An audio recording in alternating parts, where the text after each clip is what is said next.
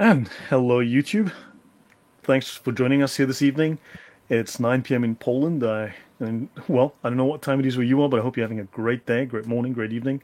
I'm here with Saint Murad, and we are going to be discussing how he created his very interesting, very revolutionary, unique Quran translation. We've already discussed some of why he did it, what's in it, how it's different, but now we want to look at how he created it. And yeah, Murad, welcome.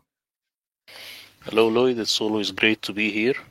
And a little bit off topic, but Emperor Trump is in the house, so this is something that I am very pleased with, and you are very pleased with. So this is something just as a side note. We are moving in the Yeah, right direction. I'm very proud of this, actually. no, I'm glad that the Emperor has managed to reclaim his throne, and we look forward to it's Christmas. Came early, and we shall see what happens over the next 4 years. I think this will put woke. Well, woke has been put on notice, and I hope they clean up at the FBI, the CIA, you name it. All of these agencies, all these corrupt agencies, are either abolished or minimized in size, and then they stop becoming woke universities. Exactly. So this is the first thing. Second, today I will talk about how I actually created this translation because it is very different. And if anyone listening now says, well, we do not need another Quran translation, this is just another one, we have hundreds, I will tell him, please be patient. Please do not assume that you know because you do not know. This is the first thing. And if you like, I could share now the PowerPoint. Certainly, yeah. Go ahead, just hit share, and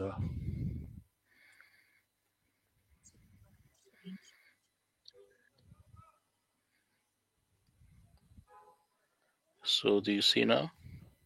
yes, the first non-Islamic Quran translation by Saint Murad.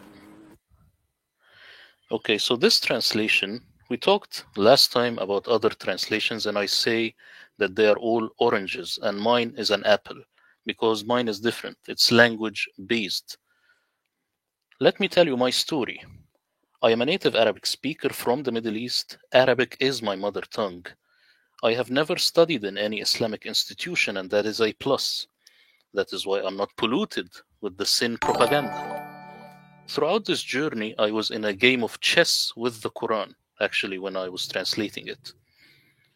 The first time I have encountered any English Quran translation was when I made YouTube videos with Mel from Islamic Origins. It used to be called Sneakers Corner. And here is how the story goes. Actually, first time I saw his video with Jay Smith, they made a minor mistake about Arabic. So I Hmm. just wrote him. I told him, would you like me? I just want to contact you. It's a long comment. We could just talk by voice? He said yes. And then afterwards, he found that I have a little bit of knowledge. He told me, would you like to record a video or two with me? I told him, okay. Then, of course, I needed to quote the Quran for a verse or two. I didn't know of any English translations because why would I? Hmm. As an Arabic speaker, I am only reading it in Arabic. So I came across Abdullah Yusuf Ali and Sahih International. I found them to be very bad. So with time, I had to translate the verses that I was gonna discuss. So I had to translate them on the fly because it's gonna be still better than what I'm used to. But as time went on, I found out that these translations are so bad that we do actually need to have another one. You have anything to say now? A question. I've one. I want to say very thank you to Sean Anderson for that donation. He says woke is totally broke and a joke. Exactly, and I hope they all go broke. Vote with your wallets. Don't support woke, and let's just drive it out of the public sphere. It doesn't belong there. Let's just reclaim good morality, just Christian morality once more. And yeah, I have one question about this, Murad. Do you find that Christians, even though they don't necessarily speak any Arabic, very few do, do they make a good faith? effort to correctly translate, correctly present, understand, and deal with the Quran accurately. So even if it's along the lines of the sin, but because I find that Muslims just randomly make up stuff about the Bible and randomly interpret words the way they want. Do you find that Christians are sincere about how they interpret the Arabic and try to make an effort to be genuine about it? From what I've seen, very much sincere. Osama Dakdok, very sincere and knowledgeable. Robert Spencer, very sincere. And I do not know about other translations because there are not many Christian But even translations. YouTube apologists, I meant even YouTube apologists who don't speak Arabic, like myself or others like me who Yes, do very think. sincere. But sincerity alone, as you can see, could take you so Agreed. far. But you don't see us just randomly interpreting things, making things up, or being very sloppy. We try to make an effort to try to at least be accurate. Do you find that that's the case, as opposed to my criticism here, how Muslims just misinterpret the Bible, for instance? Yeah, no, the Muslim way of dealing with things you will never find unless with Muslims and with some atheists also. But let's just Okay. talk about Islam. They are the only ones who really misrepresent the Bible and the Trinity. Okay. And the reason is deep inside, they really disrespects and disregards to the point that they think it doesn't even deserve an accurate representation.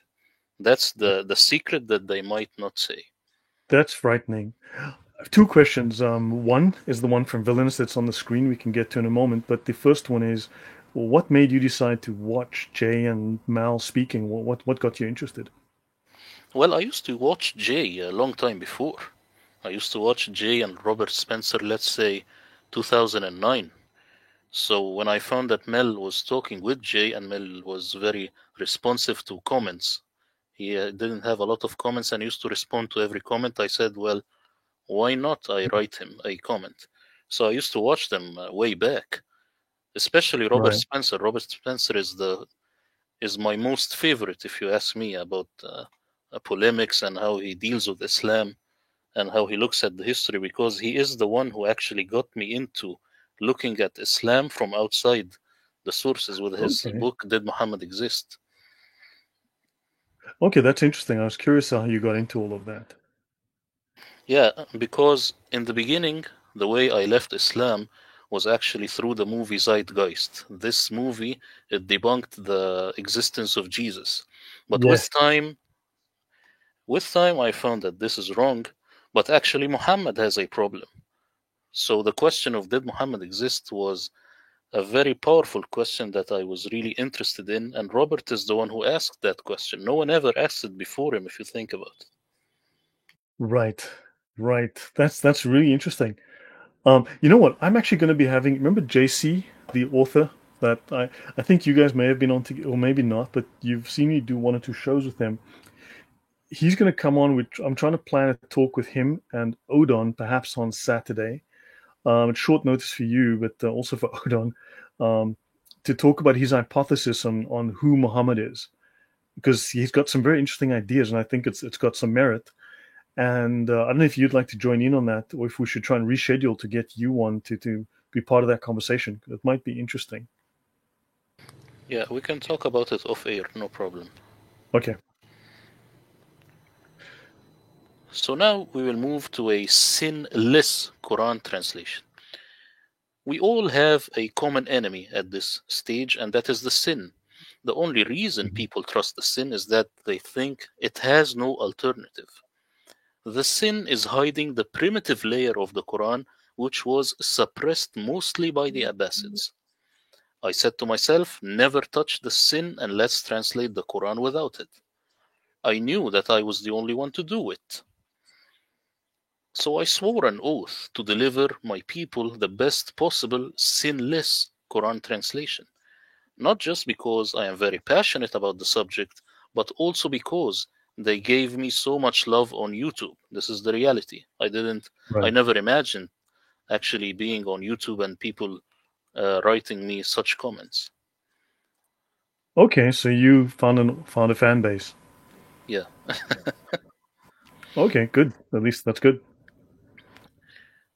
So here What did these people have next to them as they were translating the Quran? You have the Muslims and the non Muslims. They had the sin. That makes them all an orange. What did I have next to me as I was translating? I had linguistics. I had the Oxford Dictionary. I had الفروق اللغوية العسكري and Al-Mu'jam, which is the Arabic dictionary. We're going to talk about all of this. So that makes me an apple. That's why I say do not compare apples to oranges. So first things first, I checked every single word in the Quran, and I used an Arabic Quran tool which finds the Quranic word in every single verse and counts them. It's called Al-Munaqqib Al-Qur'ani, meaning the Quran mining tool, as mining for gold. This is the name in Arabic. This really helped me get the closest understanding to how the author actually intended the word without the pollution of the sin. Let's try this the way I translated it. Let's look at the word nasakha. It's mentioned 4 times. Here are the 4 times. Right. So the word nasakha mentioned 4 times in the Arabic. In my translation, one English word for this Arabic word 4 times also. Why? Because the words I choose are so accurate that they would fit like a glove in every single context. I have done this with every single word in the Quran, not once, but also multiple times. This helped Right. me create my next step, and this is the concordance. And at this point, I will ask you, what would you like to say at this point? I've seen many comments about people wanting you to publish your concordance. Basically, they're saying, Murad, take my money. Yeah, but the problem is the concordance is written in a very amateur, primitive way that only I could understand, and Right. it is not for sale. And as I say, it's like the KFC secret recipe. It's not for sale, but you could always have the KFC. So it's all contained in my translation. This is the idea. Right. Maybe in the future I could think about writing it in a very professional manner. That's It something may else. be worth considering. Also, others have mentioned they would love for you to do obviously an Aramaic concordance or slash, comparison between, Arabic and how the words may have evolved from Aramaic to Arabic, and then also some of the other foreign words where you've got blanks or gaps that like you to fill in what you think is the most appropriate word, even if it's not Arabic, to try to fill in those gaps to try and trace the history of those words or the etymology or path of those words. That's also I've seen those comments come up on a consistent basis. Yeah, this could be a next step, as I will detail in this presentation. I will tell you why I could not have done it all in one go at the beginning. That's the reason. Right. So here, the Saint Murad's translation ladder, it started by creating a concordance. I started by creating my own concordance from scratch with every single word in the Quran. This brought up a lot of surprises to the surface. This led to an ultra sharp accuracy. For example, the word asaba, it's always translated as fingers. But if you look deeply into it, you will find that in Arabic there are no fingers and toes, rather digits. Digits for thumb or finger or toe. The Hmm. word himar, for example, is not just a donkey. It is exclusively male donkeys, and it is in the informal manner. That's why I have it as jackass. That's the way that the Quran is speaking. The word kalb, always translated just as dog, but it's proven by Surah 5, verse 4, for example, that it is specifically a dog that hunts. So this is a hound. Okay. So is this was using hounds, was that part of Arab culture? Well, I know that there is one hadith that says kill all the dogs, but not the hunting dog. Yeah, So because these small things. I mean, something that I learned when I was studying crime, basically, uh, was sometimes you find an odd, loose detail that just like, oh, why is that there? And it gives you a clue as to something. These odd little details, and that's an odd detail. What culture did that? Because then that might give us a clue as to where that came from. Exactly, and that's why with this translation, I was not clumsy with any word, even if it's something like the dog or the donkey, very important. Hmm. So people, I will tell them, please do not say stuff like, why is this important? Because if you are being mediocre in translating words like these, then you will most likely be disqualified in translating the very important words that would actually affect the religion. So this is important. Why do I have this? Because I want to show the people how I started from the ground up with all of these words. Words. I mean, look at the left. Look at atheists. Same thing. Communists. They twist the meaning of words. Now, man means woman. Woman means man. Nothing means anything. And accuracy is important. Yeah, and they say when you refer to someone who's transgender, you say they. Well, why don't you use just he or she or it? Now I don't know if you are talking about someone or a Yeah. multitude of people. This is just so wrong. Yeah. Yeah. No. They thems. Yeah. So, like a pencil, the more you sharpen it, the better. My concordance was becoming sharper and sharper by the day, sometimes serendipitously correcting errors from 14 centuries. Someone could ask me, Murad, can't I just use ChatGPT to get the correct Arabic non-sin meaning of words? I will tell him no, because I personally tried that to see how good AI is with such issues. And I found out that ChatGPT is sometimes more Muslim, more dependent. uh, okay. Looks like we've lost Saint Murad. Um, as you all know, Allah works in mysterious ways. Welcome back, Saint Murad. Yeah, do you hear me? Welcome back. You disappeared there for like 5 seconds. I was just telling people that we do know that Allah works in mysterious ways, and His jinn are obviously onto you. Yeah, exactly. But do you hear me fine now? Yes, Okay. 5 by 5. So Okay. So at this point, the concordance got sharper. Now, the next step I did was actually reading the whole dictionary. I then moved to an unorthodox step, which is not average, and that is I read the entire dictionary, over 4,000 pages, Oxford abridged version. It took me something like 3 weeks or something.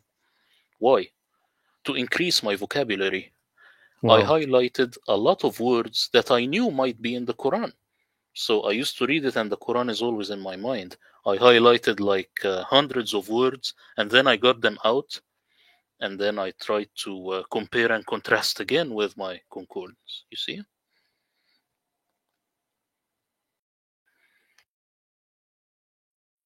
So after reading the Oxford Dictionary, of course, it sharpened the concordance even further. What about the Arabic dictionaries like the Lisan al Arab and the ah, I just forgot the name of the other one. The major. I mean, the Lisan is what 20 volumes, and those are classical Arabic dictionaries going back centuries. And what's the other one? I can't remember the name right now. Just slipped my mind. But what about those? Were those of help? And that's actually I translated using these dictionaries, Lisan al-Arab and Mu'jam al-Ma'ani, meaning in English the dictionary of meanings. This is the literal Mm, translation for it. But this is something that I can never read the entirety of. This is humongous. But reading the right. abridged Oxford Dictionary, it was doable. Okay. Yeah, to find appropriate English words. Okay. Exactly, because I found a lot of words that perfectly fit the Quranic word that I never knew. So I had to expand my vocabulary and be humble at this stage. So, next step is I read the whole book called Al-Furuq al-Lughawiyya al-Askari, meaning the linguistic differences by Al-Askari. Why? Hmm. To discern the very subtle differences between every Arabic synonym. I get very angry when people say, well, this is just a synonym. No, there is subtle differences that are critical that might make or break, especially at this stage when we do not know what the Quran is anyway. I have also noticed that Muslims do not respect the Quran at all. They say it is a linguistic miracle, yet they don't obsess over linguistics. They don't read books like Al Askari, and they put their heads into the sin standard Islamic narrative. And before I proceed, what do you think so far? What I find is that there tends to be a huge diversity of translation. It's interpretation rather than an attempt to accurately translate. The Qurans generally tend to be paraphrases of the tafsirs. And I think that sometimes they try to avoid certain translations tend to have certain, let's say, philosophical, theological, or political agendas they're trying to push. But also, I think they try to avoid clarity because I think they don't want to frighten away potential converts who are reading things in English. They want to keep things vague so they can tap dance. And so I just find there just always seems to be an agenda behind, and they try to actually avoid accuracy. I mean, the fact that your translation is so different from the actual text, from the actual sin is disturbing, and the things that you've discovered. So I think they are trying to avoid accuracy rather than actually provide any accuracy. They adding things. Exactly. This is exactly what they are doing, especially a very good point with the Muslim converts. They want to lure in more converts, Mm-hmm. so they use all the tactics in the book. So, of course, they are making it for Allah, as I always say. They translate the Quran for Allah. I translate the Quran for the people, for the reader. So, this is a very big difference. So, after reading Abu Hilal Askari's linguistics differences, of course, it further strengthened my concordance. Next step was looking at English words of Arabic origin. They do exist. I have read and looked into all possible English words of Arabic origin. Why? So that the English word of my choice is not just accurate in meaning, but sometimes also a direct loan word, and it sounds the same. For example, we have in the Arabic maraja, it's exactly the same in English, it's merge. Maraja, Hmm. merge. You see? So when he says Maraj al Bahrain, meaning he merged the two seas, could you say a Really? different, yeah, could you say a different word? Of course. But is it? But could these potentially be Arabic words of English origin? No, No, right? No, no, no. no, no. It's too I've late. looked English into is it. too late. Yeah, English is way too late. It's long after. Yeah. Yeah, and most of these words, it's because there was trade. So you will find most of these words having to do with spices that were being traded. Like, for example, camphor and kafur, Arabic. Ah, Musk, true. Even misk. between America and the US, you have differences like faucet and tap, lift, elevator, free speech, and jail time. If you look between the US and the UK. you know? Yeah, So, I mean, synonyms. synonyms. Yeah, I mean, free speech.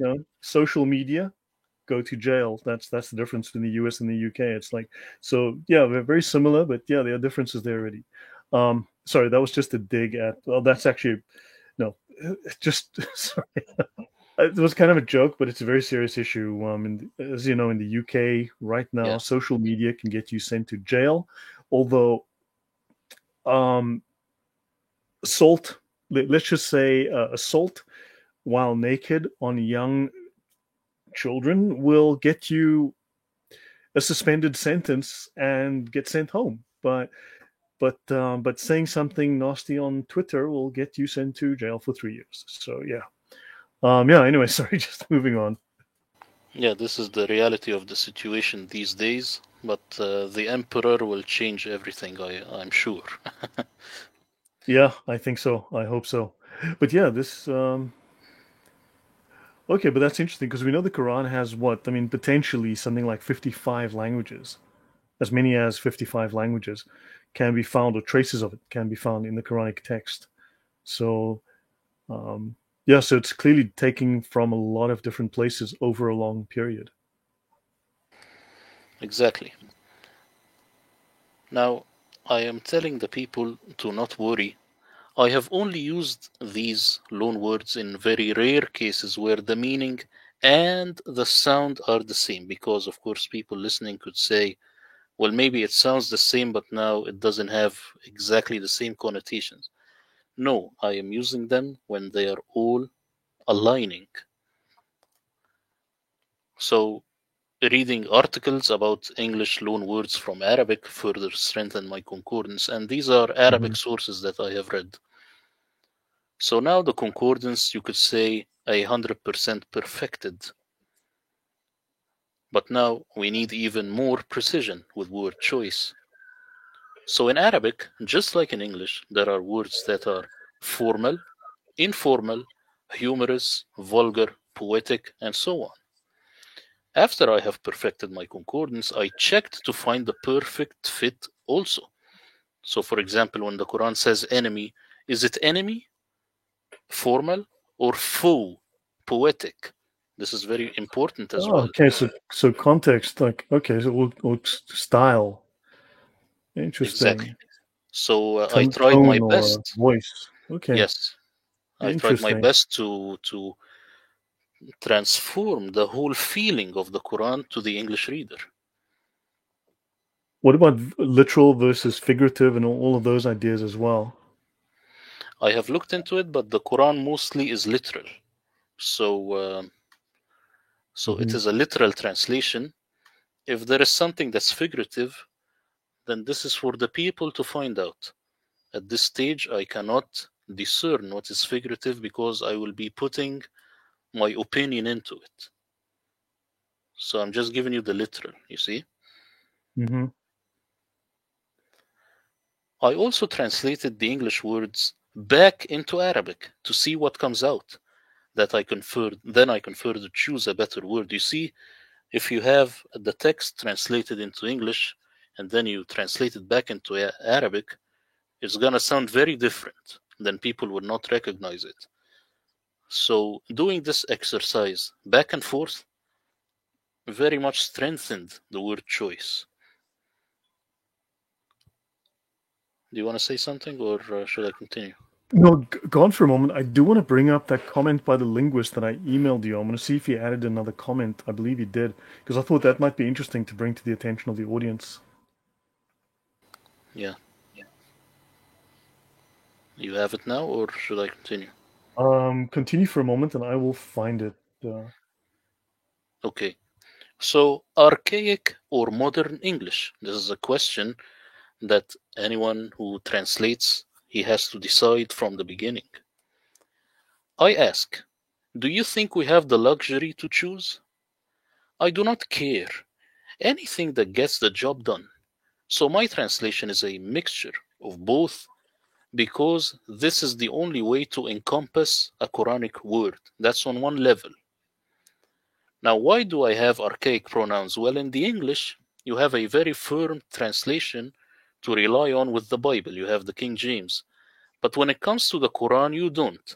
That's why I had to do it this way. It had to come into existence.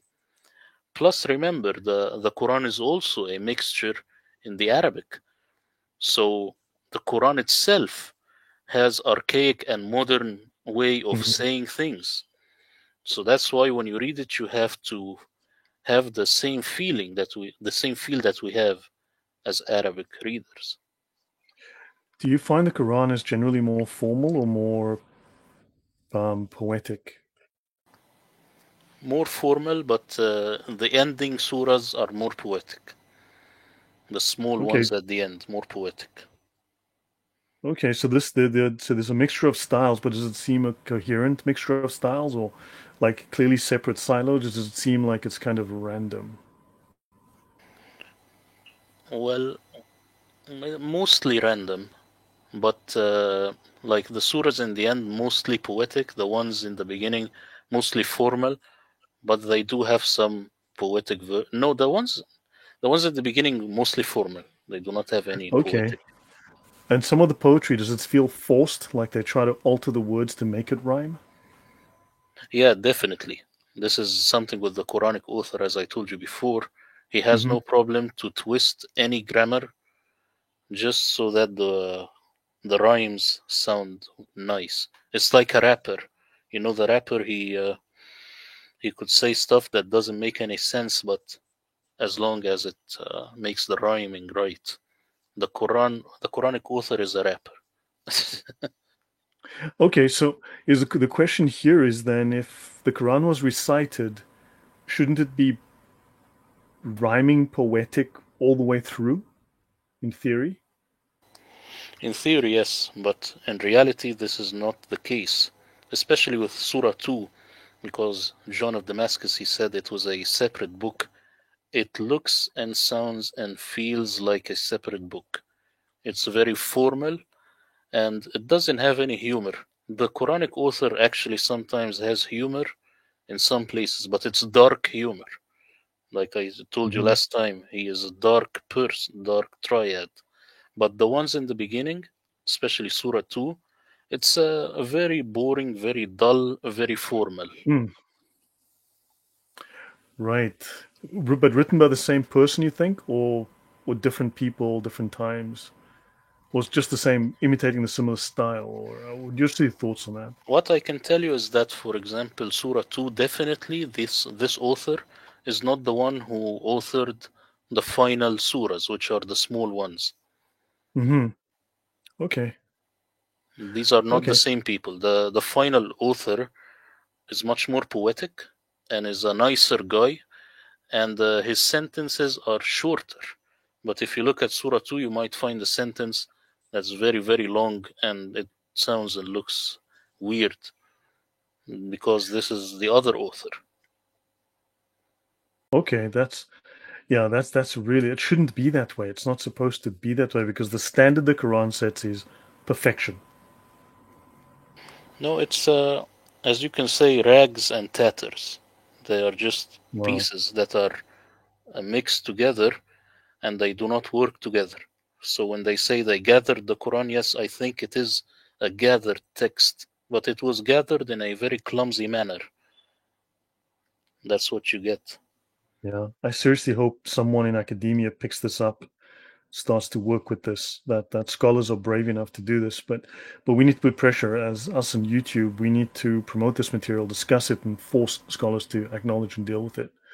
I have those notes. Can I put them on screen? Shall we just quickly just diverge and go back to last week's talk? Yeah, no problem. I will check on my phone so that I can see you. Okay, yeah. Let me show this on stream. So this is from a linguist, an actual bona fide linguist, and he speaks here of Quran 65:4. And I'm not sure what this word is here. Al-Ahmal. Okay, what Murad said. And he says this is interesting. What is going on here is that in Syriac, it had been used in a figurative sense as fruit, as then found in the Peshitta. Um, he says Peshitta Exo 23:16. I'm not sure what this word is here. I do not know how to read this. So this Okay, is so yeah, Syriac then word. it's a different Syriac word, yeah. The Quranic author tried using the poetic Syriac sense of the word, which has a nice alliteration with, and he has this Arabic word here. حملهن. Okay, their load, their burden. Ah, that's the load. And you said it may be pregnancy or something like that. And he Yes, says the translation, those who are pregnant, is not what the Quranic author meant to convey. The translation should be something like those who carry fruit. So he wanted it poetic. Here, the author is clearly taking hints from Judeo Christian language usage in Syriac. In pure Arabic, the text is nonsensical, as demonstrated by Murad, and the Islamic scholars fail to recognize the Judeo Christian poetic language. That's the first part that he mentions when you were speaking of, because we were speaking of 65:4 for those who are checking their periods or something, and then he goes, no, no, no, for those, and you said, no, for those who are carrying a load, right? And he says, yes. no, it's for those who are bearing fruit. It's actually trying to be poetic. It's stealing from Christianity, and it makes no sense in Arabic. Your thoughts on that? Well, I was very pleased with this comment because this is something that I did not know, and what my translation tries to accomplish is actually asking such questions, opening these wounds. So if I didn't translate it this way, you would not have such a comment, because I want to show the people that the Arabic Quran has a problem. It is a problem. The syntax is a problem. This book is not Arabic, or if someone was speaking Arabic, then it was his second language at best, or third language. Yeah. I mean, today someone sent me an email. Someone from Denmark sent me an email, and I had to like ask him, "Is this what you mean? Is this what you mean? Is this?" Because it was written using English words, but it was Danish using English words. That's what I told him. It's so whoever wrote to him and he sent it to me, he says this was written in Danish, but they were just using English words. It wasn't English. It just looked like English. It just resembled it. So yeah, it made no sense in English. I struggled to understand. He says this message, however, is Talmudic, and he says Eruvin 47a13. Here, carrying things on Shabbat are discussed, and specifically a length of 3 courtyards is mentioned. The Arabic of 65.4 relates to carrying a load, as you said. And linking this with divorce is mentioned in the Talmudic sources. Gittin 18a, the sages decreed that it is prohibited for a woman to remarry within 3 months of her divorce or her becoming a widow, in order to prevent a situation of doubt concerning the paternity of a child or the father of a child. There are whole discussions in Jewish sources how they came up with 3 months. And without modern medical technology, this pretty much is the only way to be certain during which marriage the baby was created. He says the only real Christian thing here is that the Christians of West Asia were the main ones using the Syriac Peshitta, the source of the wordplay in Quran 65.4. So, I mean, this is great, combined with your knowledge. And if you can start working with linguists and working with other scholars, I mean, I think what you would open up here is phenomenal. Yeah, I think so. And let me tell you about the word 3 months. Actually, the Quranic word is ثلاثة قروء. This is not shuhur or ashur. So quru is a word that is specifically mentioned in the Talmud only. So what this linguist is saying goes very well. Like it all works together perfectly. Because Right. the Arabic, it doesn't have this word quru. This is a Talmudic word, and it means month, but this is a very Jewish word. So the Quranic author had very strange insight into the Talmud. Right. And you've also said that they had English. What am I fascination with English today? The J. Coleman Kane says, were the authors native speakers or could they have spoken Arabic as a second language? And in fact, you said that it's very likely they could have been second language speakers, because for the secondary sources like the tafsirs and the hadiths, they were definitely second language speakers.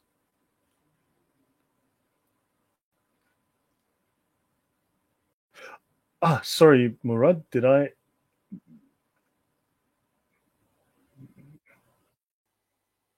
Sorry, say Murad, you there? I hear you. Do you hear me? Apologies, I accidentally muted you when I tried to change over the screen. That was my fault. No problem. Um, Sorry, J. Coleman Kane says, was the authors of the Quran native speakers or was Arabic their second language? And I believe that's a good hypothesis, right? They were not necessarily Arabic first language, correct? No, I think the original text was Aramaic, but then it got Okay, Arabized. okay.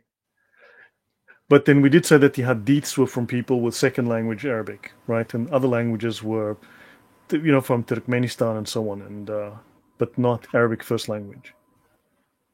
Yeah, and these parts that are written in very poor Arabic, it could be actually added during the Abbasid reign by these people who were not very fluent in Arabic. Okay. So the core solid Arabic, and then even if it's old Arabic, and then later on there might be interpolations by people who didn't speak very good Arabic. Exactly, because there was no one, of course, back in those days to tell them what are you doing. So they used to play around with the text, and the caliphs, they used to decide they want to add this, they want to remove that. They had the privilege to do this. See? Okay,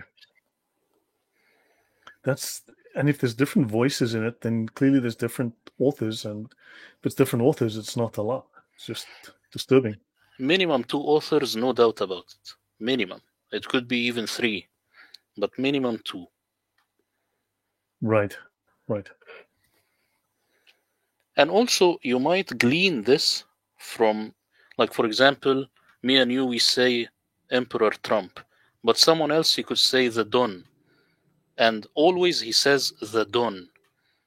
Why? Because he has this certain characteristics, he has this certain way of naming someone. So in the Quran, you have multiple ways of naming people. So you have Isa, and you could say Ibn Maryam, son of Maryam, just alone. And also you have Dhal Noon, meaning the one of the Noon, which is the whale of Jonah, or you could Right. say Yunus, which is Jonah. So it might be that one author is calling him Yunus, and the other author is calling him Dhal Noon. This is a possibility. Okay, so different people using different language. This supports a talk I did with Odon last week, because you can identify mathematically different authors by different grammar and different diction. I agree to that. As I'm telling you, minimum 2 people. Should I go on? No, please go on. Please go on. Thanks. Yeah. Okay, so as we were saying, archaic or modern English, is it necessary? Of course it is. Now let me show you why. In the Arabic, you have anta would be singular, antum would be plural, antuma pair. Other translations, they have you, you, you. In the Murad translation, you have thou, singular, ye, plural, both of you, or sometimes the two of you, depending on the context, for antuma, which is pair. And the question is, does the Quran need more obscuring? It is already obscure, so we don't want to be even more obscure by putting you for singular, plural, and pair. So I had to use this archaic English, even if it's not very comfortable for someone to read. I started adding the final touches to my concordance. The concordance itself isn't for sale. As I say, this is like the KFC secret recipe, but it is all contained in my Quran translation. It took me 4 years to finish my concordance. Now that my concordance is complete, I then head to the Quran. Since I like being neat, I have manually dissected each surah of the Quran into PowerPoint slides like this. So you have this. Manually, I did this, half a page in every slide, taking every page as a snapshot so that every PowerPoint slide has half a Quranic page with a blank box next to it. As you can see here, and here I will put the translation. This task took me a few days to complete. So dissecting every surah into PowerPoint form was the next step. So now, next step was start translating. So I basically started copying my concordance into my translation, and this resulted in over a 90% consistency rate. You will find in my translation, if you read it from A to Z, you will find that it has very few vocabulary, exactly like the Arabic. All other translations are not even 10% consistent. They don't know what consistency means because they used the wrong methodology. This step took me a few months. So the actual translation of the Quran took me a few months. Okay. Now that I will get back to you, but I just want to tell the people that the concordance was perfected, then started translating from my concordance, and this made the Quran translation back to you. Okay, so this was a very detailed process, and you did multiple steps to verify. And I assume you read and reread your own Quran translation to check that it made sense in your own head as well, right? Exactly. Yeah. Did you have anyone read it, like anyone who would do like test reading of it to get feedback? I did not, but this is for the people to decide so they can tell me it doesn't make sense. Well, it doesn't make sense in the Arabic. Let me tell you, when I sent you the email, I told you, are you annoyed by the translation? If you are annoyed, then good, because it is annoying in the Arabic. It is broken.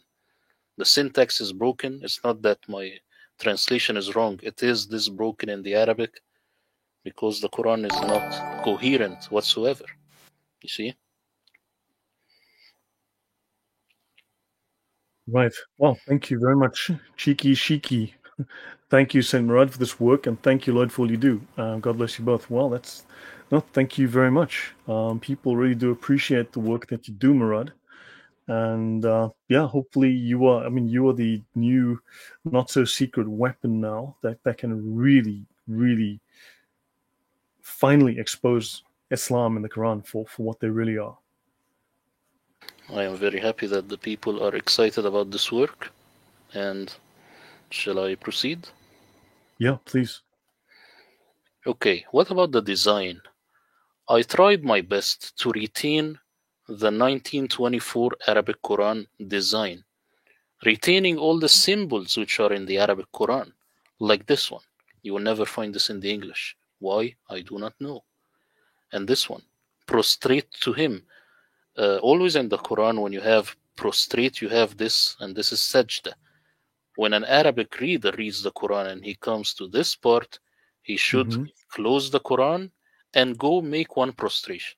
This is something that the English audience doesn't know. Mm. So I tried my best to retain all of this. So I say that the original, my Quran translation, is a carbon copy of the Arabic. Now, what about brackets? Are there brackets in my translation? Well, only 1/4, but I have to explain why. Let's say the word rahat. It means a clan ranging from 3 or 7 all the way to 10 or less. This is exactly from the Arabic dictionary. Now, my question is, how can I put this? I must retain all of this, but at the same time, I don't want the English reader to assume that this one sentence is as such in the Arabic. So I had to put these brackets. This is just so that the whole thing looks neat. But actually, in the Arabic, rahat is all of this. There is no English equivalent for all of this. Mm. So there's no So the, simple one-to-one word translation. never. I'm asking you, do you have a word which has clan ranging from 3 or 7 Yeah, all the way to 10 or less? yeah, but countries, no, no. I mean, countries that look, Arabic will have its own nuances, but people that don't come from countries or cultures that don't speak multiple languages often have difficulty understanding how different languages.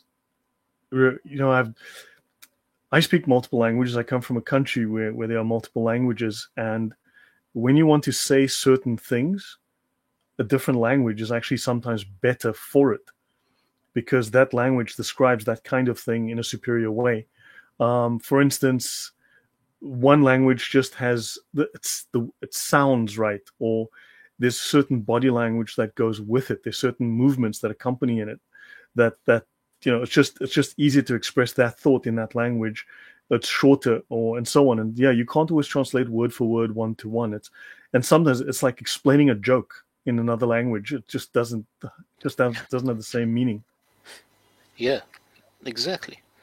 So, as you see, these brackets are rare and they are just so that the reader knows that this whole phrase Mm, is actually one word in Arabic. I put it mm, this way so that you know that this bundle of words actually represents one Arabic word. But it is mm. an integral part of the word, not an added commentary. So please read my brackets. They are original and they come straight from the Arabic dictionary. Right. Just a question from O8. Is the second author of the Quran more coherent, or are they both at the same level of Arabic? the first one, which will be the one who wrote Surah 2, is more logical. But the second one is more poetic, more artistic, and less logical. That's what I got from reading it over and over again. Does that say anything about their levels of education? Probably the first one is more educated and more dull, more serious, you know. Okay. The other one is more poetic, more fun. That's why you have all these weird sects in Islam, actually. You have Al-Sufiya, you have Sufi. He will Mm-hmm. take just one part of the Quran and he will say, well, God is love like Christianity. And well, because there are multiple authors, and these multiple authors created these weird sects of Islam later. So you have something as weird as a Salafi, who is very extremist, and on the other hand, you have Gnostics. In Christianity, it's not the same. Like in Christianity, the whole theme is God is love. Whether people do this in different ways, how they express this, but it's God is love. But in Islam, God could be love with some sects, and God could be you have sects that have Muhammad deified like Jesus, sometimes even raising the dead. Now, why all of these sects came about, I think, is because the Quran itself is very fragmented and it has all these themes together. You see?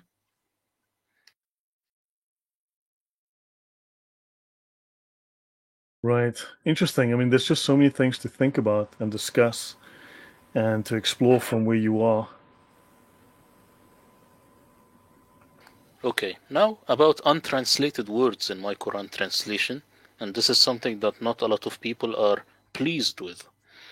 We have Dr. Gert Puin, who worked on the Sana'a manuscript, which is currently believed to be the most ancient Quran manuscript. It has two texts, one above and one with radiocarbon technology. We can see the text which was lower, the palimpsest. Mm-hmm.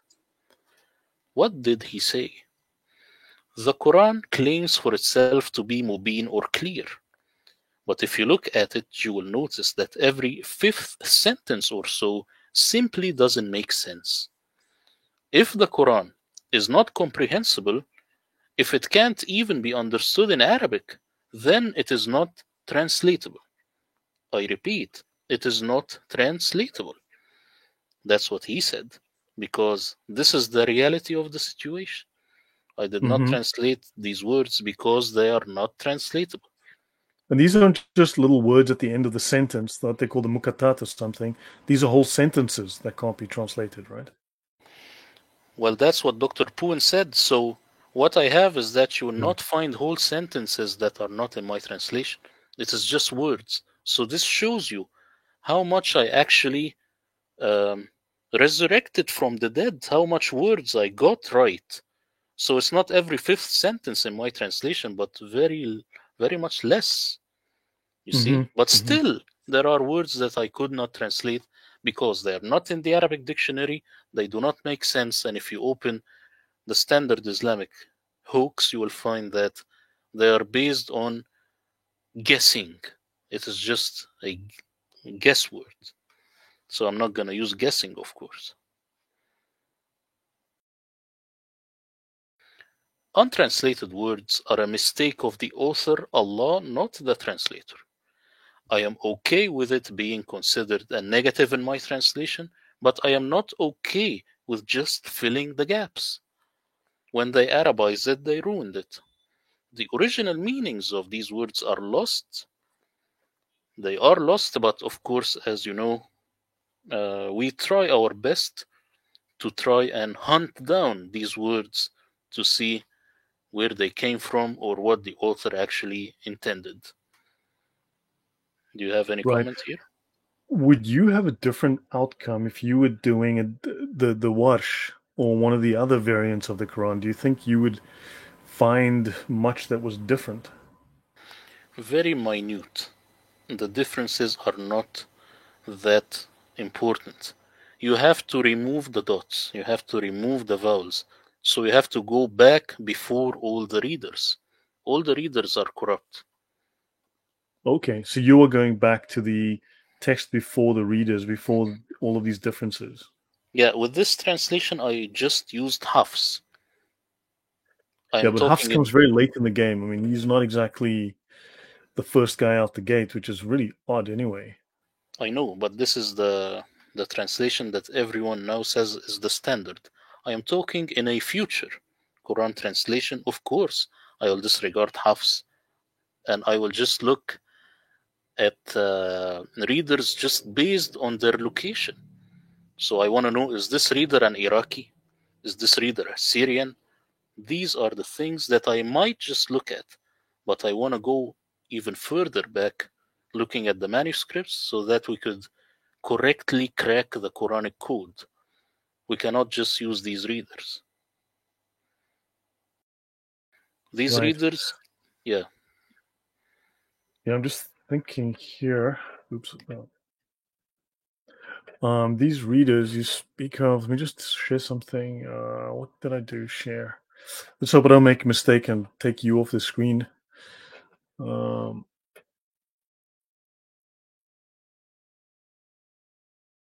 this. I mean, this is the modern standardized Quran, right?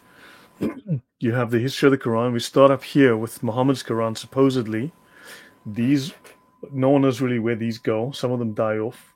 Then you have Uthman's Codex, which we don't have. Then you've got all of these different versions, and we come down to Hafs is down here. I mean, so Hafs is all the way down here. So went from Uthman to Kufi, which is Iraq. So the Quran first came to Iraq, then it came to Asim, and then Hafs is here. And then in 1936, we get the Cairo edition. The last update to the Cairo edition is down here. I mean, so Hafs sits here. So I just wonder if some of these others, because there was some of the variants like where they say if they versus if you, they stopped those guys, or or those guys were stopped by, or they stopped the guys stopped them. Where there's like sentences that mean the opposite in some of these, or she was guilty versus he was guilty, she did it, he did it. There's odd sentences like that in between these variants here at this level. Yeah, well, what I say is these readers, they are all wrong. Like if you have an exam and the class has 100 students and no one got the full mark, but that doesn't mean that these people, um, some of them answered some questions right and the others answered it wrong. So how can you discern? This is the question. You have to just rely on logic when making another translation, and you have to look at the very first reader because, of course, he's going to be interesting, I assume. I looked at the first reader, which is Ibn Amir. Ibn Amir al-Damashqi from Damascus, which is very close to the action. So I will look at Ibn Amir and I will look at other places. But I know that all these readers are wrong because they came much later and then they had the Arabic rules superimposed on the Quran. The Quran never had these dots or these diacritical marks, as you know. Mm-hmm. Okay, this is yeah, it's a lot to untangle. Okay. Now back to that. Okay, I am sharing now. Yeah. Okay, so as I told you last time, I remember you told me you're not good in the kitchen, but this one is easy. When I give you white sugar, eggs, baking soda, vanilla, and milk, you might have an amazing cake. This is with the Christian translators. You told me how sincere they are, very sincere. Or you could have a horrible cake like the Muslim translators. But the moral of the story is same ingredients, same results. It's always going to be a cake. Now, what happens if I give you yeast, flour, oil, pepperoni, and mushrooms? Lloyd, what would you get with such ingredients? You could try now. Yeast flour, oil, pepperoni, and mushrooms.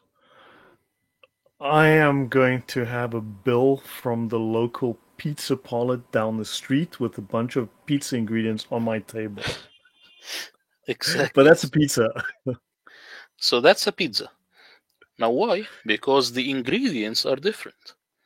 So here, Right. the Murad translation, you could say this one is the only pizza because it used different uh, things to start with. It used the Arabic dictionary, it used the Oxford dictionary, it used a lot of different things. It never opened the sin standard Islamic narrative. So here you have the original primitive meaning of the Quran and the sin rendition of the Quran. Sin rendition, all Muslim translators and non Muslim translators, they're all oranges. Mine, the original primitive meaning of the Quran, would be the only apple. So, what makes my Hmm. Quran translation unique? And I say the Murad translation a better revelation. Well, my translation could be the missing link. People told me, Murad, you have to tell the people why is your product better. I told them, better? It is not better, it is the first product to come into existence. It is the first ever Quran translation that ignored the entirety of the sin. Right. This translation will give you the hidden layer of the Quran which was suppressed by the Abbasids and their sin, standard narrative. You can say it serves as the missing link between the time of Muhammad, if he existed, till the Abbasid Caliphate. My translation will get you much closer to understanding the secrets of the Arabic language. Yes, it's not the final answer.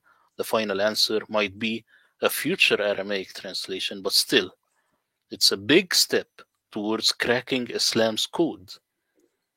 And before I illustrate, do you have something to say? No?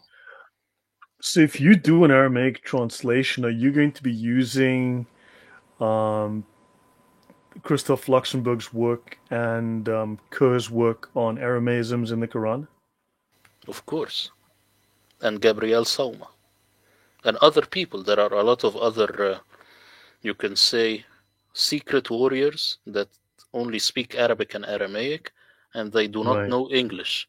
So I will be the missing link to give you the English meaning of what they are saying in Arabic and Aramaic. So you think there's an Aramaic, or would you say Syriac? I know there's many people say, well, actually, it's the same language. It's just like the one has like extra commas.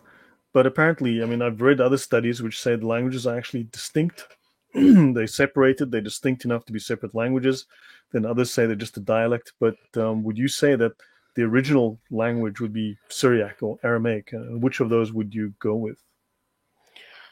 I think it's Syriac, the Eastern Syriac, not Western. The Quran is Okay. mostly Eastern Syriac. Okay, that's interesting. So it was taken from that.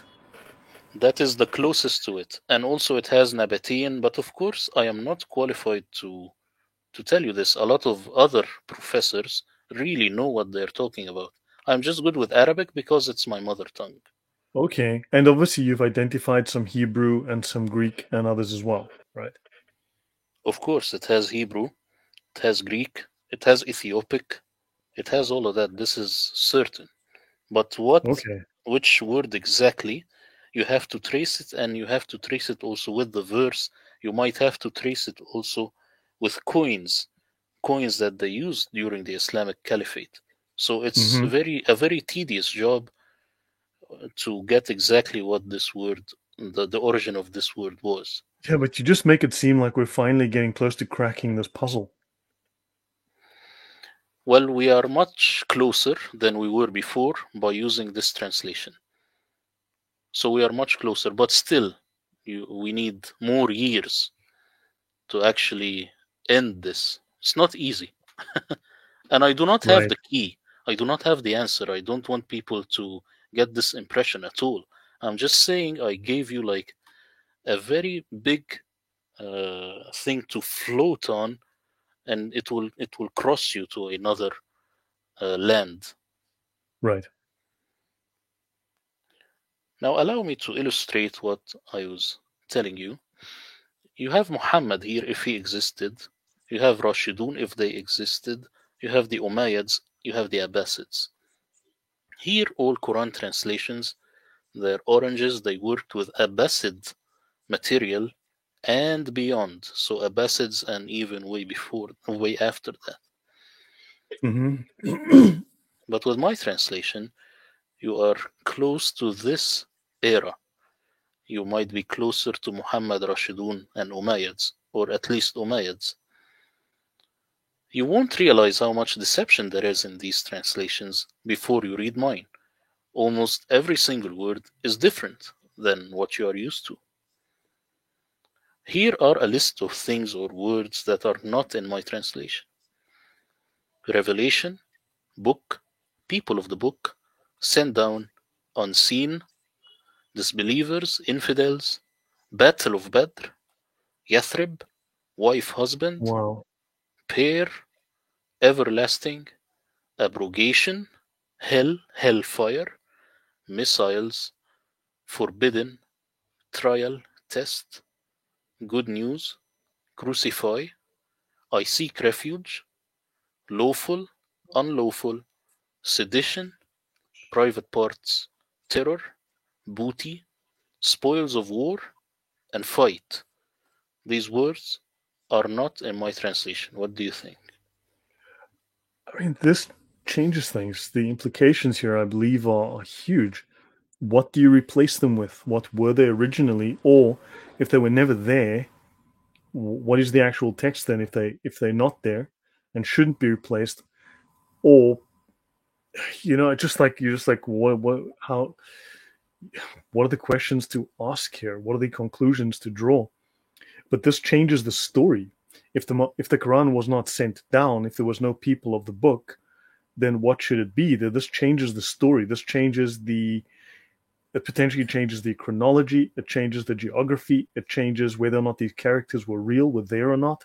It rips pieces out of the story. So things that you thought were fixtures within the Quran, like a pair of people, right? Or that this is talking about marriage, husband and wife. Now suddenly it's talking about cattle or horse breeding on your farm. That's a completely different context. So the context has changed, the meaning has changed, the implication has changed, the law has changed, the it leaves nothing, it leaves very little the same. It just upends everything. I mean, this is huge. If this is the case, Murad, I'm not sure if I'm explaining it as well as I could, or phrasing it as well as I could, but the implications here are enormous. And Yeah, it and also means yeah. Islam did not invent missiles, because, as you know, missiles are a Muslim invention, just like everything else. Yeah, I just see the Battle of Badr here, and if you just open the Arabic dictionary, معجم المعاني, لسان العرب, anything of these dictionaries, it is very clear what the word Badr means, and it is a certain phase of the moon. It is a certain time of the year. So it's talking about a timing. It's not talking about a place, it's not talking about a battle. So why don't they ever have it this way in their translations? Is because they skip the Arabic dictionary and they go right to Tabari. They say Al Tabari is the most knowledgeable. No, Al Tabari doesn't know anything. Al Tabari from Tabaristan, Iran, He's just is not guessing himself. knowledgeable. He just says, well, this guy who was a companion of Muhammad who was barefoot and was very hungry, who used to create these hadiths just to eat. This guy said this. I don't care. I don't care what this guy is saying. I do care Yeah. about sages who used to teach at schools. Right. I care about old Christian sages, priests, monks, rabbis. These are the guys who I should ask. I should consult Right. and say and know what the Quran is actually saying. But this means now you have to, as people are saying in the chat. So these are not my original thoughts here, but you have gutted the Quran, and you have to change everything you thought you knew, and you have to start your translation from scratch without these ideas. These ideas were clearly then inserted falsely, and you have to go back you're going to come up with a completely different book with 99% different meanings. Yeah, as I told you before, I had to unlearn my mother tongue. I had to uninstall what I already know and Mm-hmm. start from scratch as if I'm trying to walk to learn how to walk. That's why I got to these conclusions. And actually, every word here I can defend and tell you why this is not the case in my translation, any word of these, because every word has a story with me. I remember I used to ponder upon these words for days and days. Sometimes I used to dream of a certain word, and then I wake up to find that I am on the right track to crack the word. So this is the story, really. Mm-hmm. Right, right. Yeah, it's hard to. I mean, it's unexpected. It's a big shock in a sense to see this, and then it's you've really got to spend your time thinking. Hold on, what are the implications here? This is not something you necessarily see all the implications immediately. Exactly. Actually, this translation is gonna take minimum 1 year for people to recover from it, for people to read it and actually ask the right questions. People are not asking me a lot of questions because they didn't recover from the shock yet. They have to read it and reread it, and all of a sudden they can't unsee it because my translation is the logical answer because any word I can find it all over the Quran in other contexts. So it's like game over. So Mm-hmm. the sin is mostly game over. Mm. Yeah, yeah, no. I mean, this is if these changes are true, then this nukes a significant portion of the Quran. A lot of its doctrine, a lot of its supposedly derived law is undermined. A lot of its stories are undermined. I mean, this is momentous. This is putting a nuclear bomb under the foundations.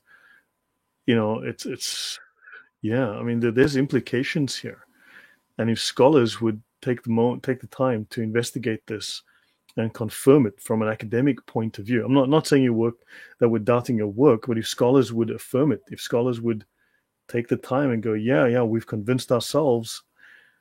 I mean, this would be a tsunami, sweeping through the Islamic world.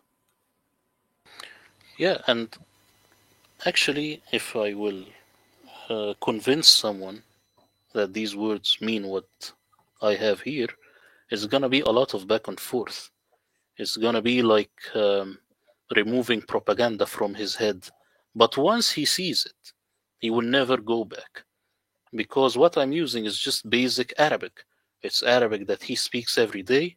It's just that he is conditioned like propaganda to know that these words mean these things. Like, for example, I seek refuge. I always talk about this. It's not I seek refuge, is I incantate. So these are incantations. This is magic. This is witchcraft. Mm. We know this. I mean, the incantation could be one to seek refuge or for safety. I mean, the incantation can have the context of seeking refuge from something, from some consequence. So it could be that they're jumping over the seeking the you know the.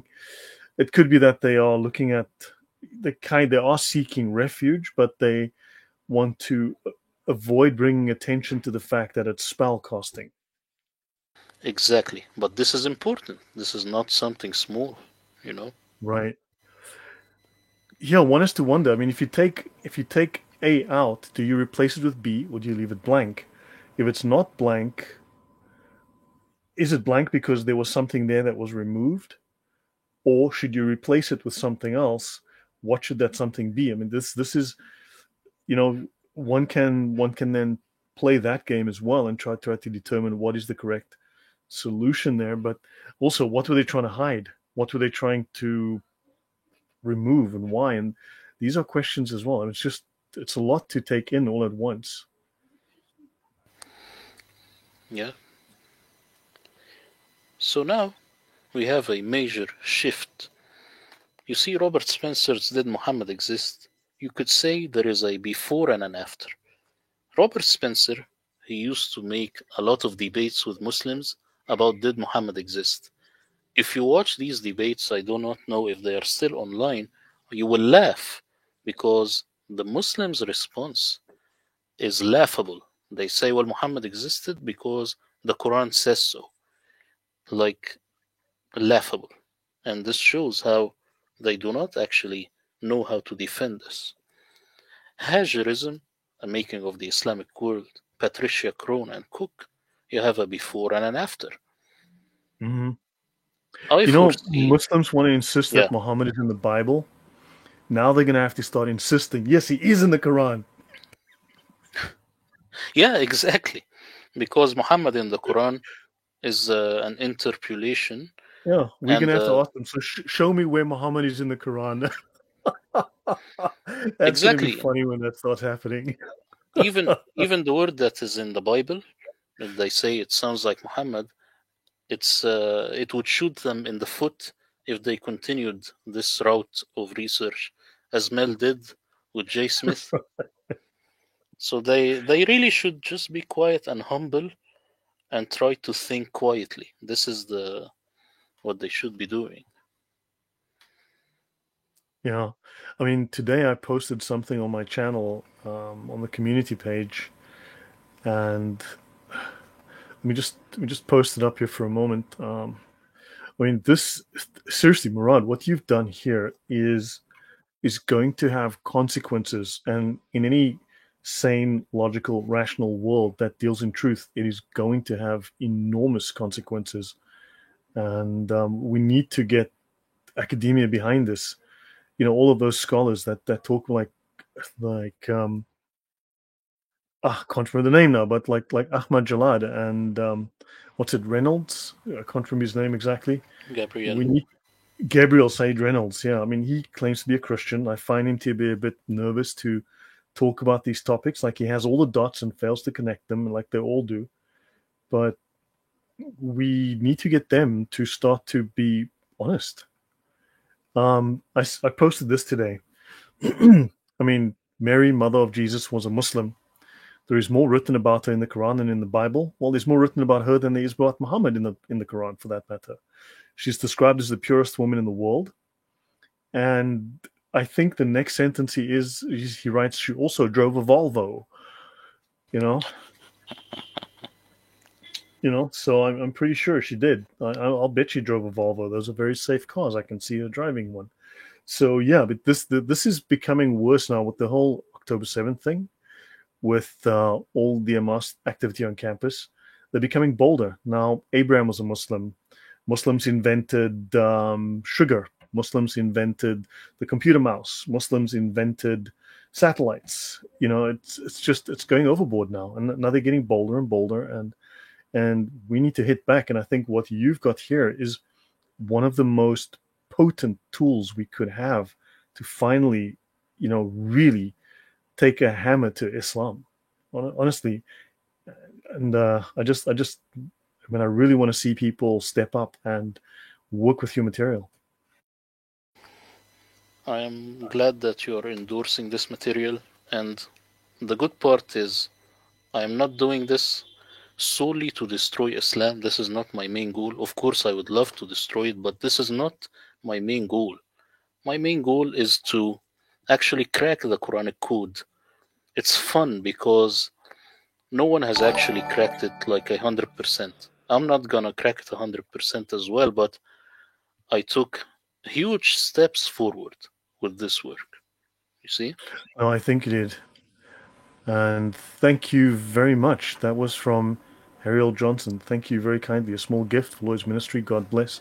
Look, thank you very much. Highly appreciated, Ariel. No, this is a fantastic. I mean, Odon has a fantastic thesis that ties a lot of this together, and yourself, and would be great to have you on again to try to narrow this, because I think we are starting to narrow it down, Murad. I think we're narrowing it down to geography, and I believe we're slowly, or at least we're gathering the clues to allow us to narrow it down to geography and to time. even if it's different geographies and times, but we're starting to get that clarity as to where and when. Yes, exactly. So I foresee an era where there will be a before and after my translation. This is not because I am narcissistic, this is because this work is going to force itself to be discussed in the future. It cannot be ignored as it is very different than any other translation.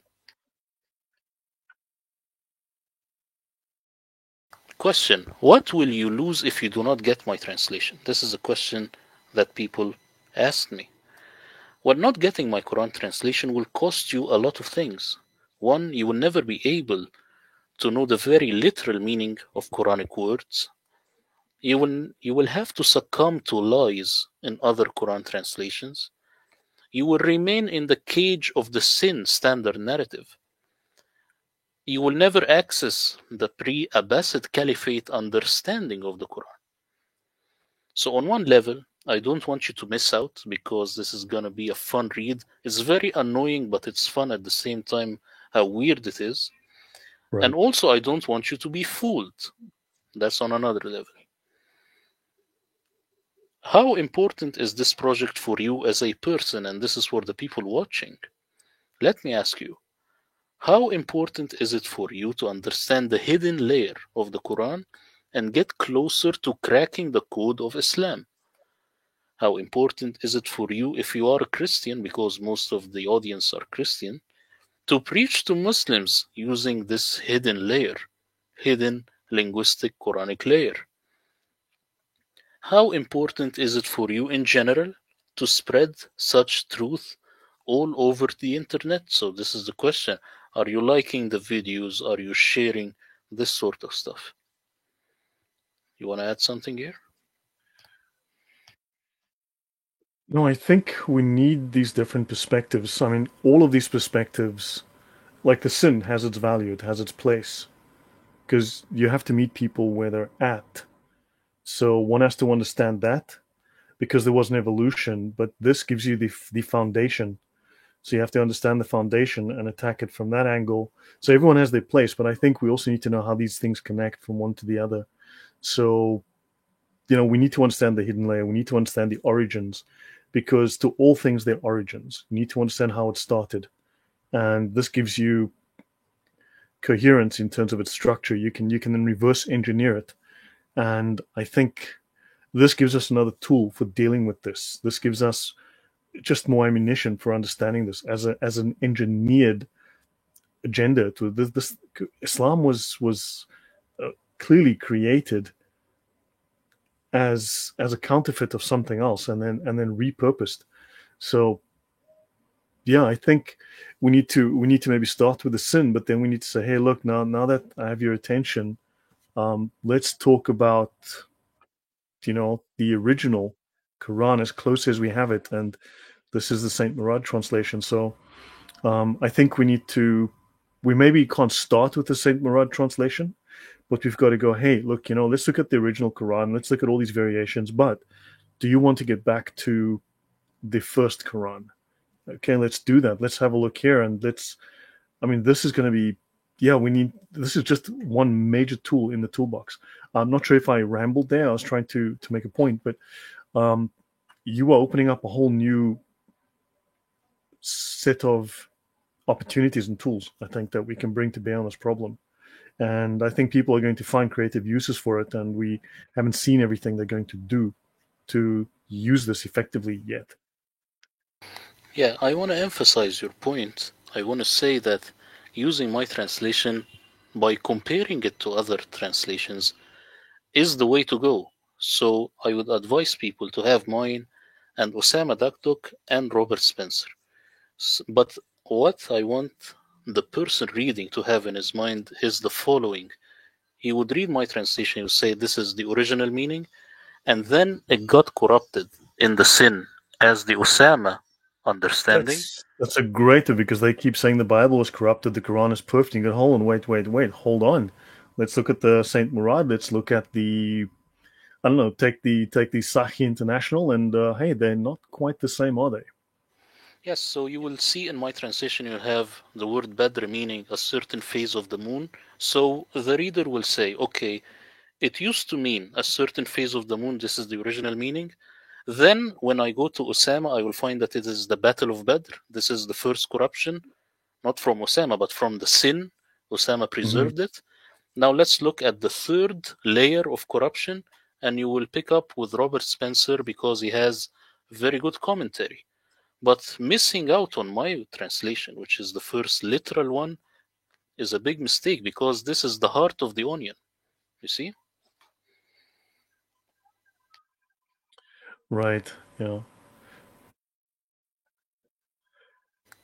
So now I have four products for the people that I want to talk about.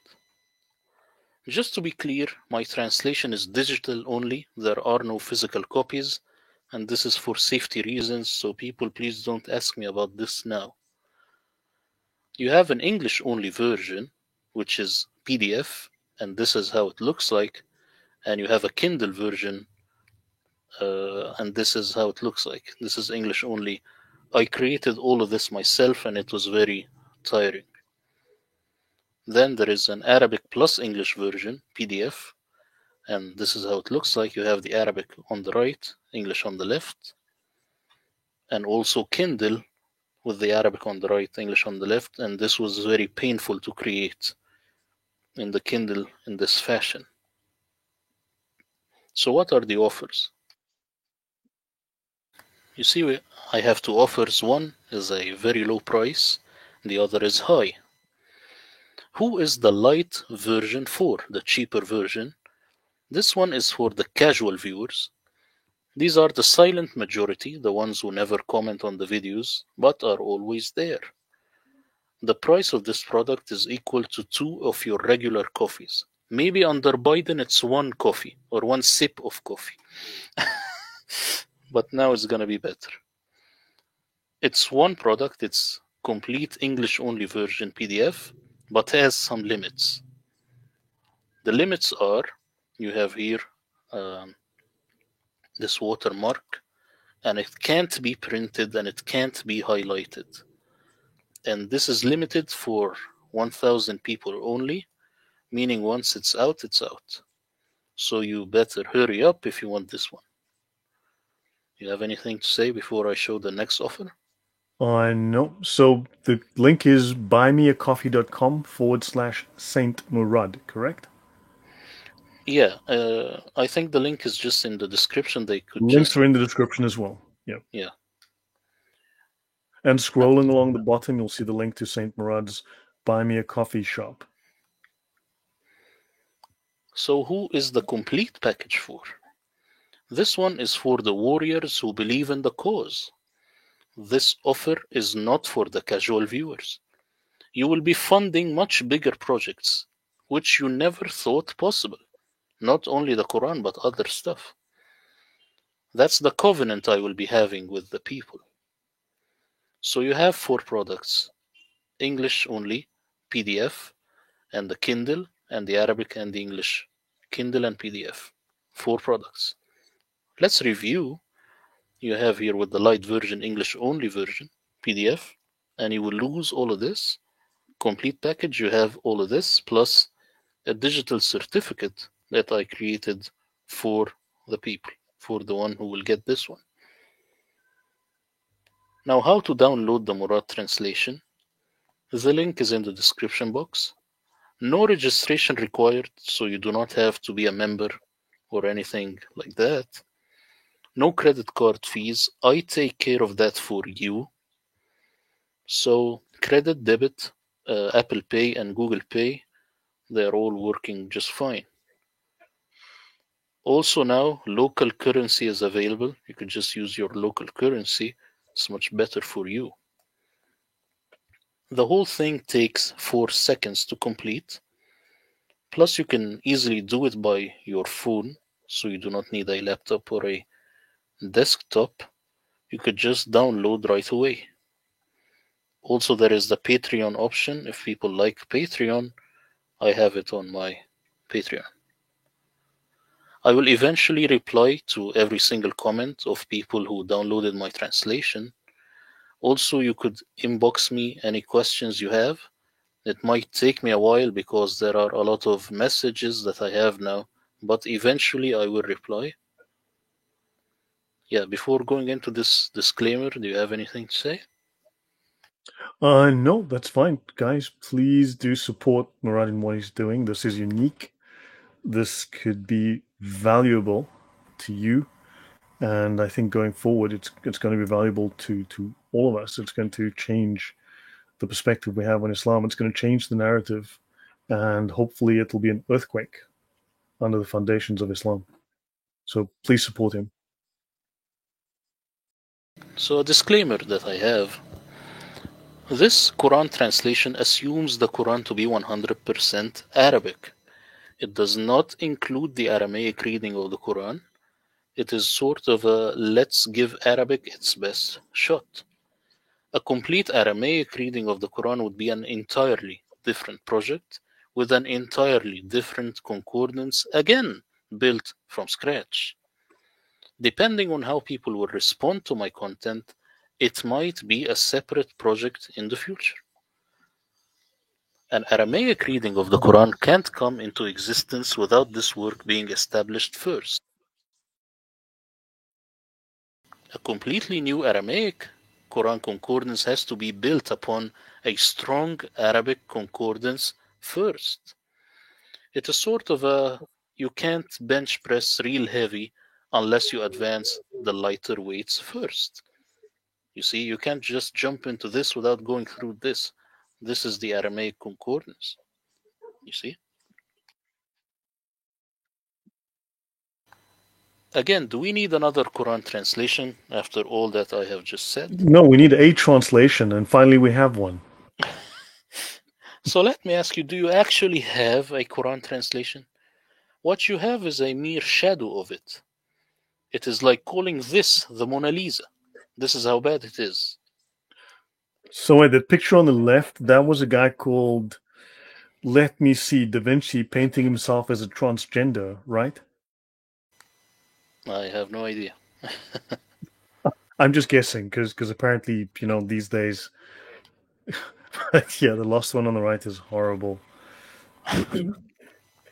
Yeah, this is a close representation to the English translations. So you just have the face, but the entire thing has nothing to do with the Arabic text. So do you need another translation? Yes, because you don't have one. Oh, and by the way, if you know of any other Quran translation that is ultra literal, has no brackets, based on linguistics and not on the sin, then you do not need my translation. But if you don't know of any, then back to square one. Light version, complete package, you choose whatever suits you the most and get the translation now. Right. Download whenever you like, but believe me, you will be missing out on a lot of fun reading this masterpiece. And I ask you, Lloyd, what do you think? You have been reading this translation for quite a while. It's very annoying, but what do you think of it so far? I think you need to read it in comparison with other translations because reading it in isolation is not the same as comparing it with, say, Sahih International or one of your other favorite translations. Then you really get a perspective. And then sometimes you realize, like, you're just reading it, and suddenly it's like you hit the brick wall and you're like, huh? And like that makes no sense. And you realize if this is what the Quran was, then what we have now is just fiction made up to fill in the blank here because you just realize the whole thing is there are serious problems with this book, and then the translations are like, who wrote this? Like, did was this a I mean, who wrote this? Were they?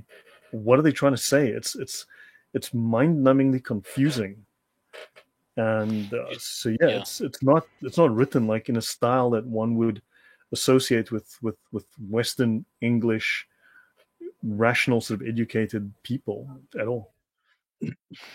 you see, Quran translators, they take a minimum of 10 years to translate the Quran. You would think that those 10 years they were creating a concordance, they were looking at subtle differences in the Arabic. You would think that. But the reality is they take all those years because they are trying to make the English text make sense, because they don't want to be ridiculed. Even Christian translators, when they translate, they know that the Muslim majority will be like bullies. They will bully them. They will tell them, how are you translating it this way, making the Quran not make sense? I do not have this self censorship. I am not bullied by them. They could say whatever Mm, they like. This is the Arabic. It is this bad. You see? yeah. Another thing also, I think that it's important that we do this work, that we promote this, is the simple fact that right now in Paris, in Amsterdam, in Belgium, there are groups of mobs of Muslims going out hunting for Jews. They are, and this is not going to stop in Paris. This is not going to stop in Amsterdam. This is happening in the US. It might be isolated, but it's not the only incident. And tomorrow, they're becoming emboldened because of how well they've, for the last year and plus, they've had these Hamas marches.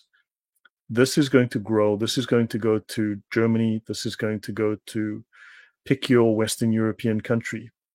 And remember, once they're done with the Saturday people, they're going to come for the Sunday people. And once they're done with the Sunday people, they're going to go for the atheists that gleefully support them. We may not have our governments listening to us. We may not have access to armies or billions of dollars, but we have the internet, and we can, at the grassroots level, we can make a noise. We can be heard. We can be seen.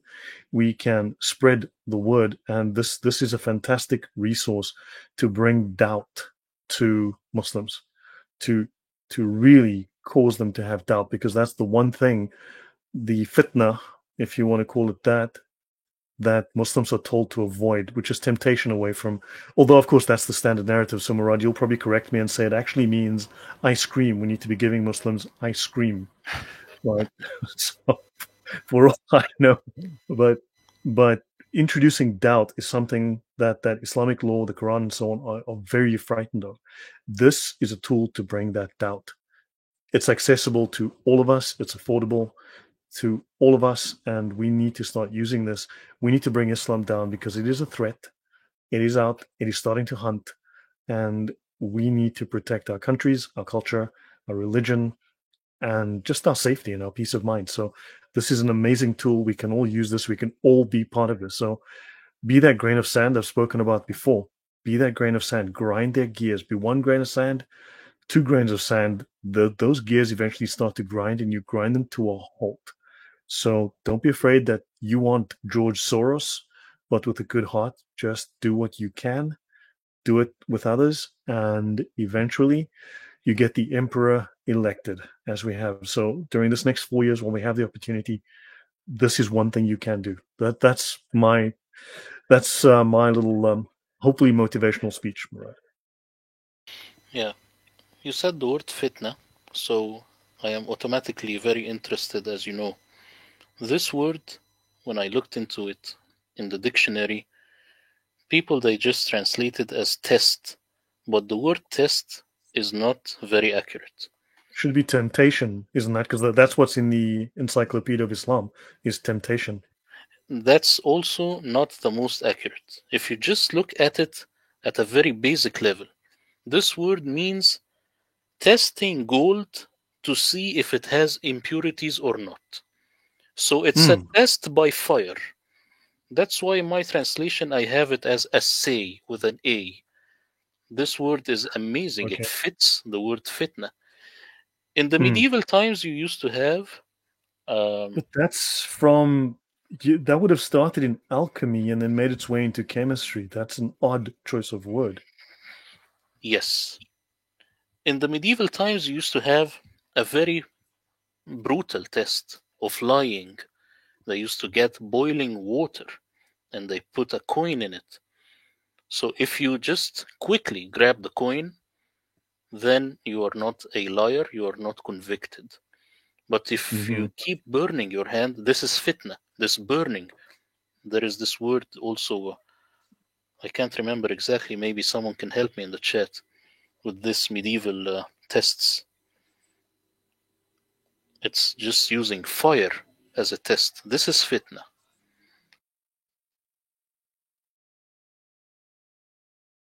Okay, so that is Yeah, ordeal, really ordeal, the word I'm looking for, ordeal. okay. That's very unusual. Okay, ordeal. So what is the context that they're trying to point at with ordeal? Well, when the Quran says al-fitna ashaddu min al-qatl, meaning the assay is more intense than killing. So the assay, this harsh test, this ordeal, test by fire, testing gold to see if it has impurities or not, to know if you are pure gold or not. That is more intense. People, they say severe, no, intense. Shidda is intensity, like an intense workout. You do not have a severe workout. Very critical. So this is the Quranic word fitna. It's an assay. That's why also in the Arabic, when people they see a very hot woman, a sexy woman, they will say fitna. This is fitna, because this is a very harsh test that you control yourself. That's Very weird, but this is what the Quranic author is intending. That's very unusual. I mean, I went to an alchemical laboratory in in the Czech Republic, and that was just weird. I went to a couple of places that have, and it's yeah. The odd thing is that the whole idea of alchemy is very heavily tied up. At least it was back then with the occult. So it's not a neutral term. It's got a lot to do with, uh, well, less savory ideas. But this is very yeah, it's something to worth talking about more to try to find the context and because wow, I mean you can't even trust like these gold standard encyclopedia of Islam and such because they change the context. So you're not sure if you're understanding the word correctly because that tells you what the culture was like, what the thinking was like, and now they're trying to hide something. Yeah, the meaning I'm giving you is the most primitive. That's what you will find in all books like the Al-Askari, the one that I told you about. So al-fitna, it always has to do with gold. How do you know if gold doesn't have impurities? You subject it to very harsh fire. This is fitna. Yeah, but again, to me the context is alchemy. The context is you know um, they say that fire. They say that fire is the test of gold, right? So you put gold in an oven and the adversity of strong men, but fire is the test of gold. That's the interesting. You have to go through the fire. You have to do the cleansing by fire. There's context there. It's there's yeah. There would be. I would assume this has some kind of potentially occult meaning as well, ritual meaning. Or maybe Zoroastrian layers to it with the Right. whole fire You make thing. Yeah, you're making me think now. Let me just share something for just a brief diversion. I'm just going to grab this. These are some photos that I took. This was in this is in Czech Republic. Sadly, I can't scroll left and right through this. Doesn't allow me to. Nope. But this is an alchemical laboratory that I went to that was restored, and so you've got these interesting things. I mean, these are cosmetic, but you'll notice there's lots of symbolism here that is really odd. Because you're just making me think, Murad, and I'm trying to find connections. I'm trying to find links between how we got from A to B, right? So this was in Yeah. Prague. Yeah, and you'll see things like this, but notice the kind of symbolism that you'll see lots of this interesting symbolism that goes back to the period, and you'll see things of this type, lots of satanic imagery, which is odd, and and it's not always necessarily strictly satanic, but you'll find a cult type of imagery and this is really interesting. This is this. It's great if you go there. It's called Speculum Alchemia. It's well worth going. and this gets opened.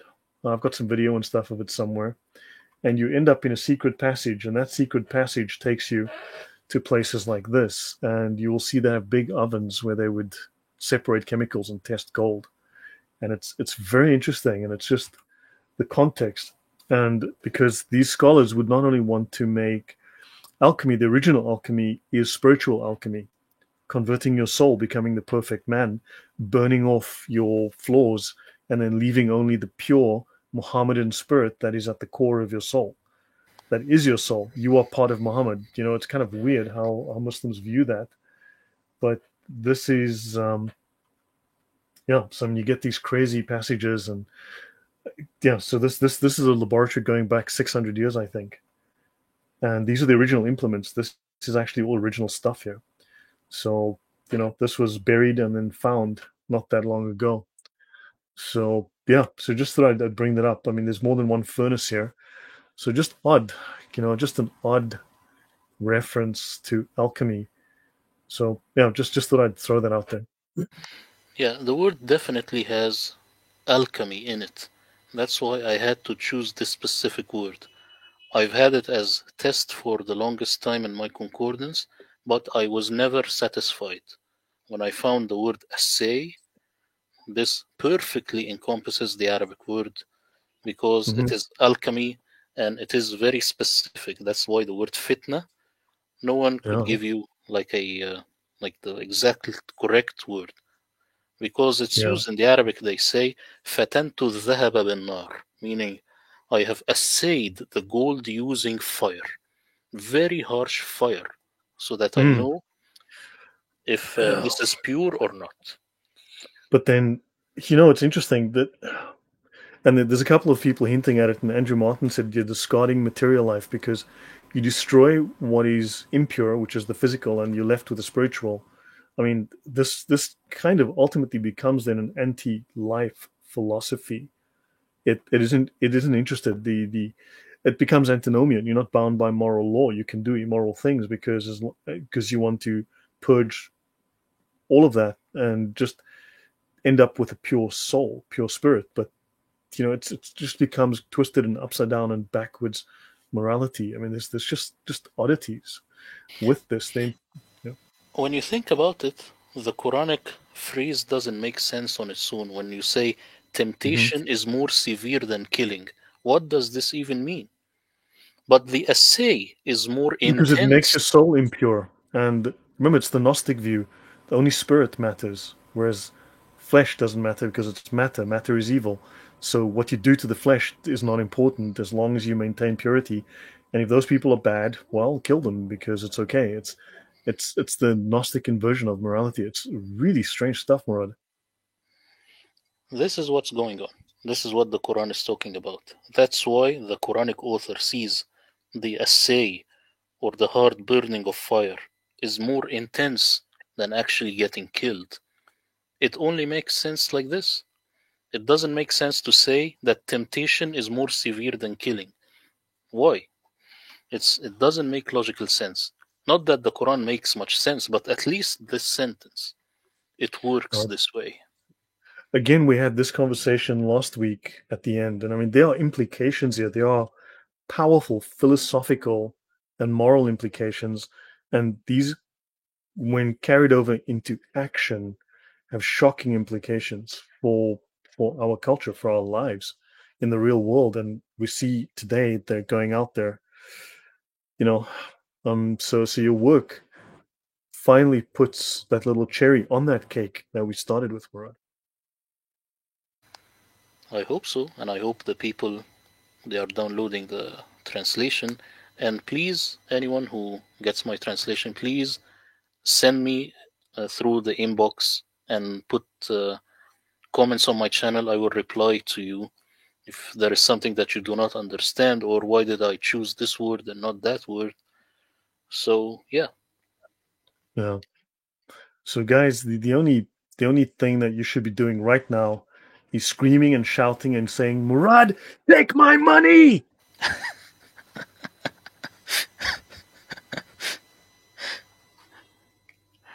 So yeah, amazing stuff, Murad. I mean, amazing. I mean, really mind blowing. It's a lot to take in, but you've given people a concrete way to start improving their apologetics, to start bringing that doubt into Islam, and to all of these claims they make about the Bible, you can now hit back hard and say, hold on, but let's take a long, hard look at the Quran. Let's have a look at these translations and let's go back to the beginning and see where we are. I think this is a powerful tool, and we need to start. Sandra says, start throwing money at the screen. Now, guys, I don't have. I've only got a 10 and a 20, but damn it, there you go.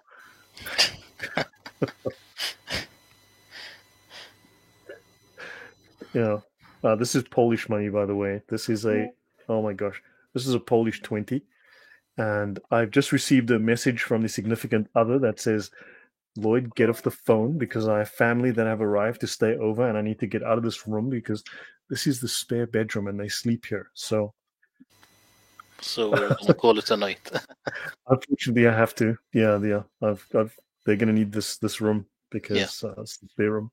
Murad, thank you. I mean, let's do this again soon. I'd love to match you up with a couple of other guests and have a further discussion around this. I mean, this is really powerful stuff, and I think the audience agrees.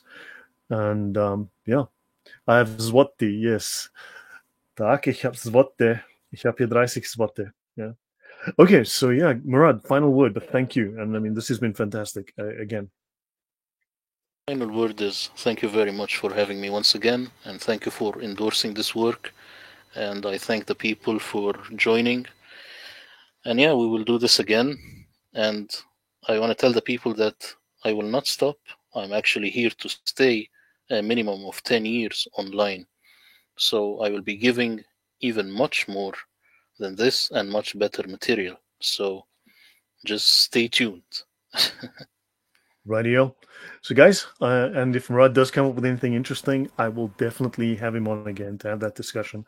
And I'm also hoping to have another couple of discussions with him and Odon and others to look at some of the new evidence and to give it perspective. I think with all of these great minds, we can figure this whole fascinating mystery of Islam out and finally do something about it.